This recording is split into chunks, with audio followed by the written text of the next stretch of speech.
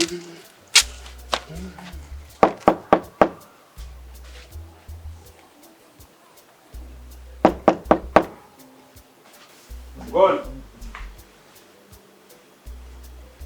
Gone.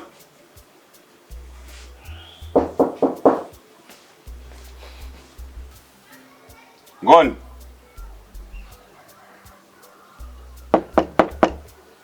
Gone.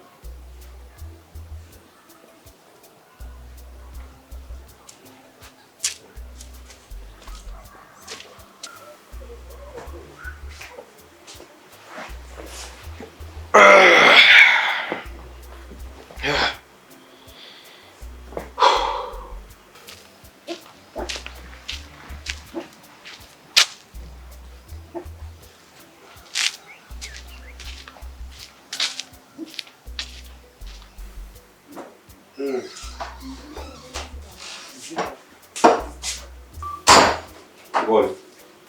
Esto se rompe para nada. Last time that I have an apple called someone that I like to sort of fun.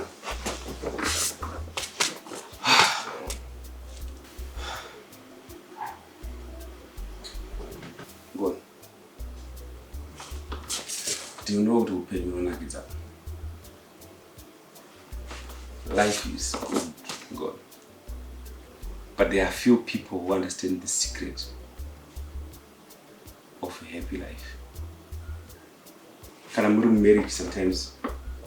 Maybe only one understands the secret. I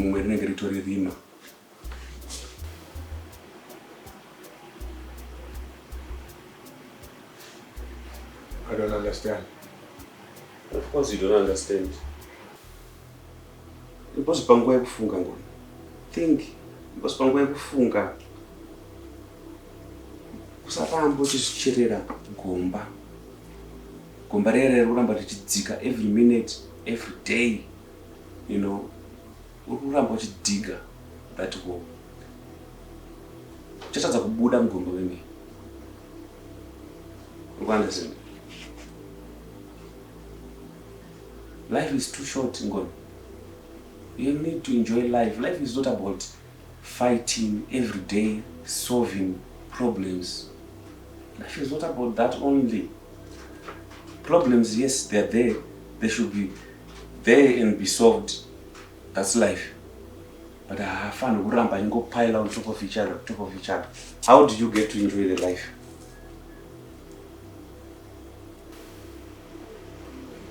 What I can do to quote that. You can live a happy life if you want to.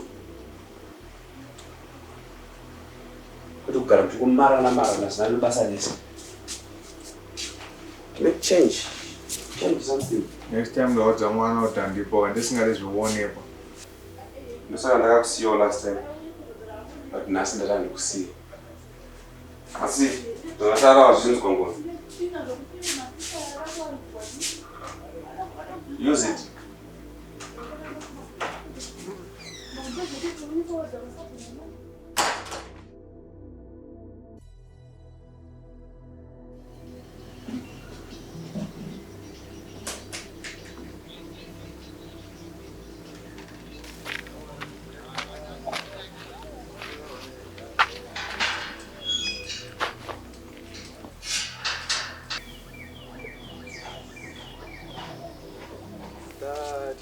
Kujifunga waenda ndio matamba yangu chaiverenga Tengenda zane moyo werurengo acha kututuma ndo ita samupengo rembo rangara sanongo. We need to talk. Kukanaka. Ane song ndikunzwa panaka inonzi dzingere ruvengo. Ndate zvinetera zvani.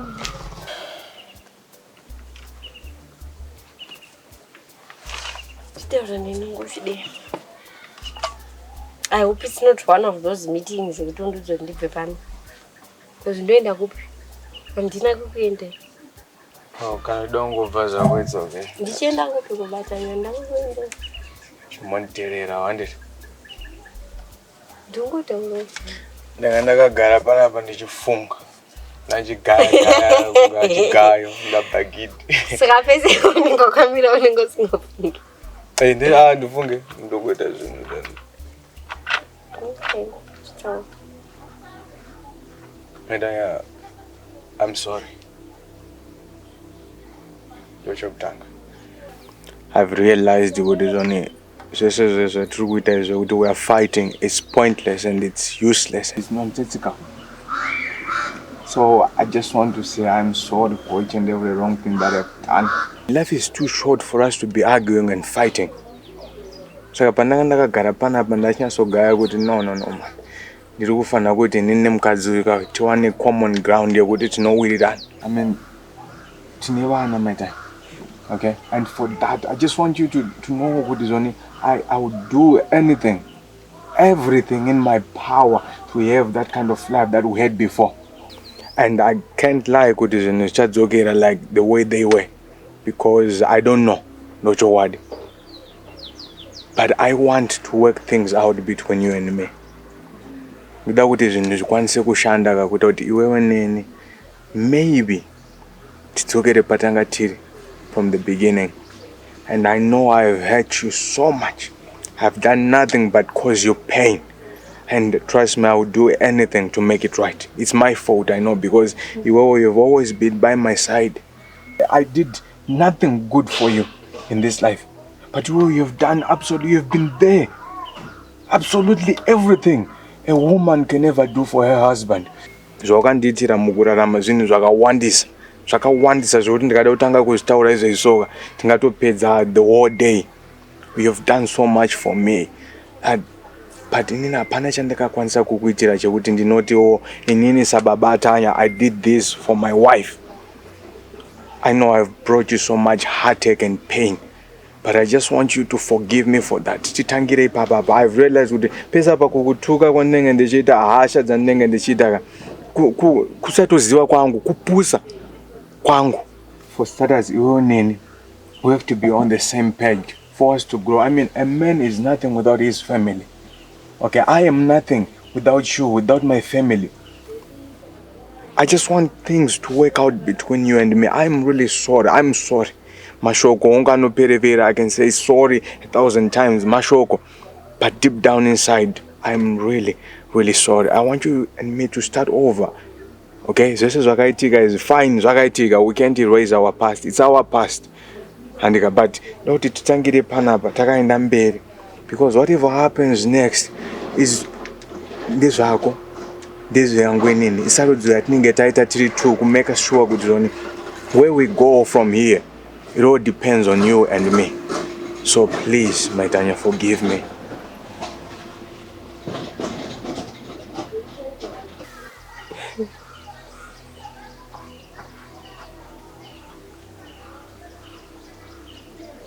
Go scoop someone. Go scoop someone. Wow. Moyo ndo pisa my Tanya ni shungu.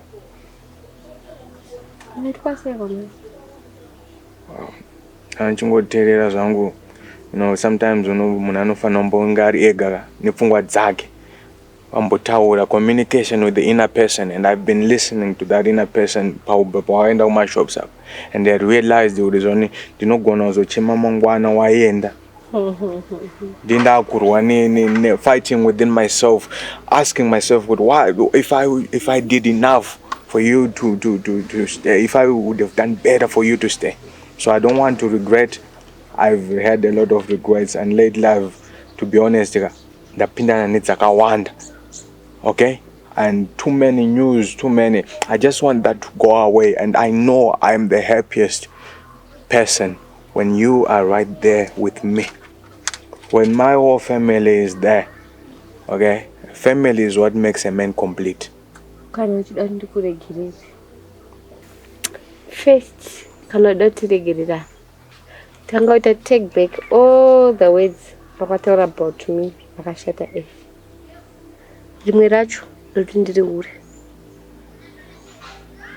Whatever I did was not because I was selfish. I was trying to protect our family. it wasn't okay kuti tingoonekwa tichirwa day in day out in front of the kids. I know I've got my errors, but that was very wrong of you to judge me.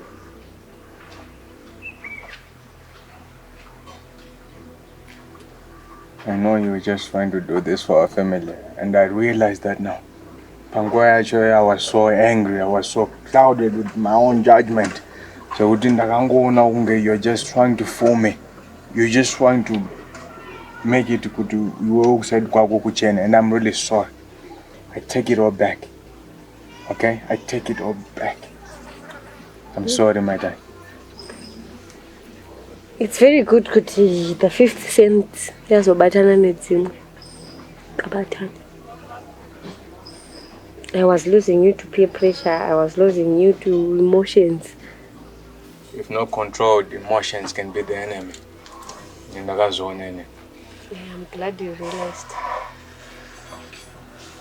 So, can we have a deal? Just the two of us. Riding out down into the sunset. Just the two of us till death do us part. What's the catch? There's no catch. Just me and you being happy.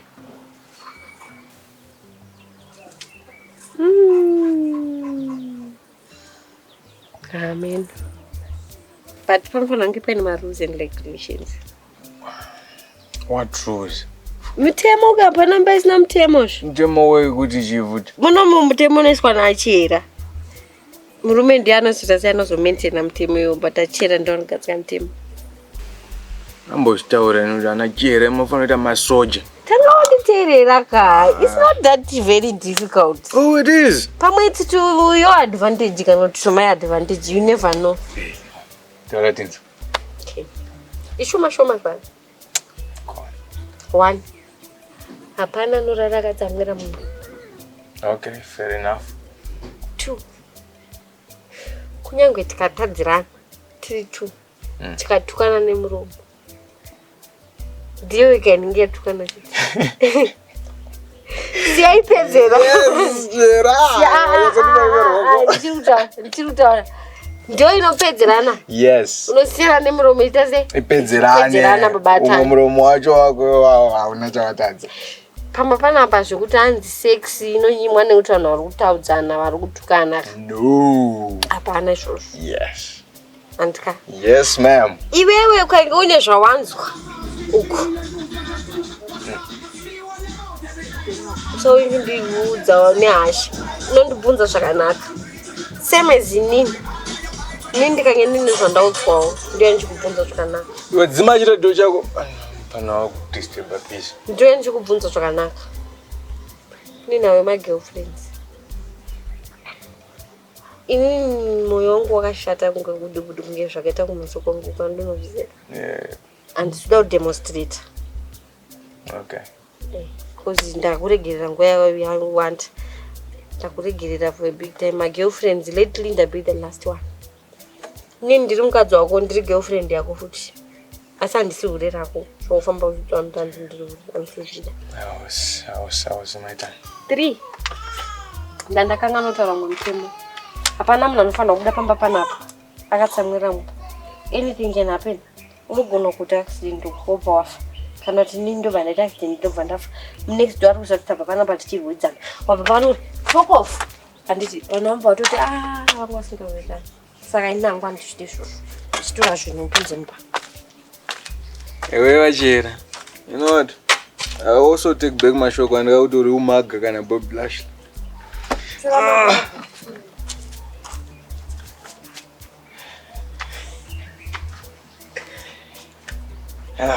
Ngoni.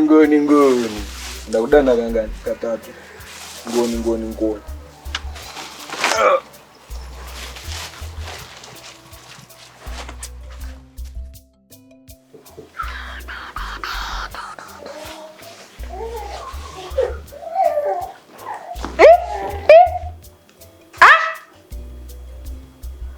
Koji. Uda.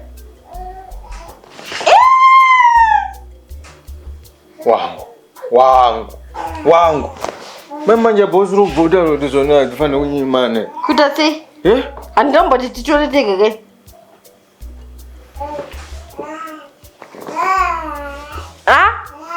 Kawani ke ko baba tanya imbokuro maniwe. Kuchiko. Aiwa. Kukure zine mkurereso.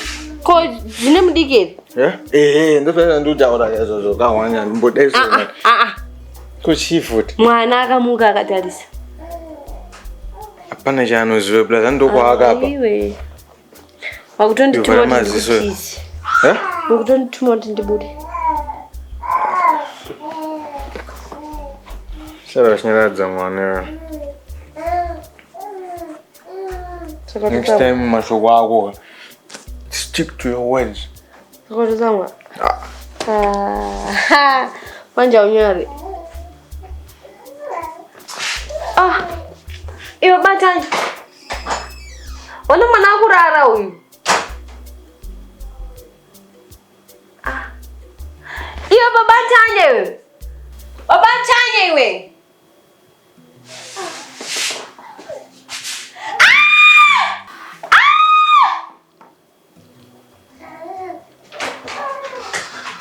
Matasa. Sangwa zina kwenda. So sinzo kutamba nazo. Andika. Sangwa zina kwenda futhi. Sakachiwa matasa. That's why tinya kuti mwana arashike chitu. Roger. Azofunga manje. Pano mbondimisa. No one can stop reggae.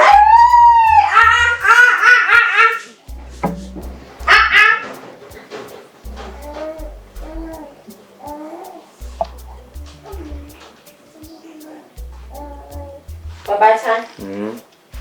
Babatan. Ganti da date wa kanisto. Ama kwa shkweleti. We are bad. Papi.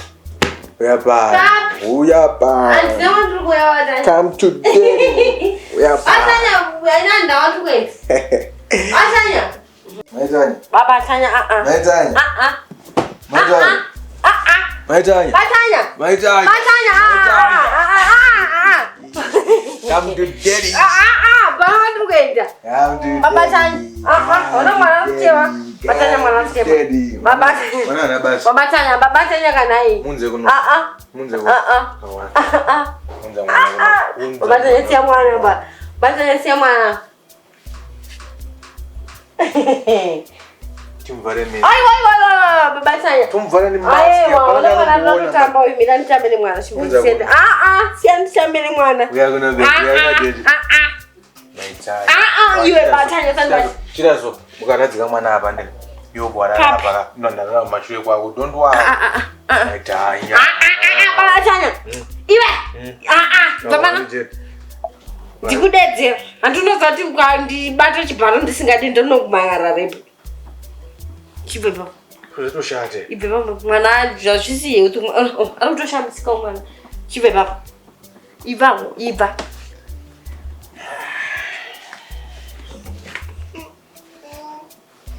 So ndotonsiyenda kadezo. Kwakaita sei? Kwakaita sei? Nditonge lono. Kuti ana bamukuru kudzoka kudeza. Anga zatoshate. Aiwa, bva. Uzvudze zvinaki. Chirani. Aiwa. Nei. Unyarere masikati manchenana. Tozamwana chema. Gia kudezo ndana to bo ready to go yo. Kitakagoya tu. Sure. Iwe. Babatanya ndisomba kusekerera. Nai, handikukusekerera. Wadziwa ni style pattern yo. Style pattern yo. Tandifunga zvako. Kufungira chii? Kufunga baba na wizi ndi legend. Tandifunga. Ndoudza. Tandifunga zvako nonsense. Saka watuona nekuti ndawinde. Ndakasimba zvese stress yadopinda musoro. Stress. Ndimuradzike mwana. Nasa utozorara. Siya ndimuradzike. Sleeping tablet yangu.